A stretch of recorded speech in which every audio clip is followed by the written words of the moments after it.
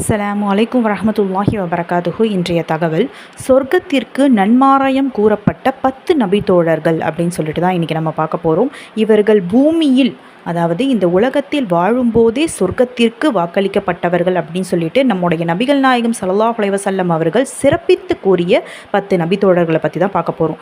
அதில் முதலாவது அபூபக்கர் ரலியல்லாஹு அன்ஹு, உமர் ரலியல்லாஹு அன்ஹு, உஸ்மான் ரலியல்லாஹு அன்ஹு, அலி ரலியல்லாஹு அன்ஹு, தொல்ஹா இப்னு உபைதுல்லா ரலியல்லாஹு அன்ஹு, ஜுபைர் இப்னு அவ்வாம் ரலியல்லாஹு அன்ஹு, அப்துர் ரஹ்மான் இப்னு அவுஃப் ரலியல்லாஹு அன்ஹு, சாத் பின் அபி வக்காஸ் ரலியல்லாஹு அன்ஹு, சயீத் இப்னு ஸைத் ரலியல்லாஹு அன்ஹு, அபு உபைதா இப்னு அல் ஜர்ராஹ் ரலியல்லாஹு அன்ஹு. எதற்காக இந்த சிறப்பு இவங்களுக்கு கொடுக்கப்பட்டது அப்படின்றத நம்ம ஒரு தலைப்பின் கீழ், அதாவது ஒவ்வொருத்தரையும் நம்ம தனித்தனியாக அடுத்தடுத்த வீடியோவில் இன்ஷா அல்லாஹ் நம்ம பார்க்கலாம்.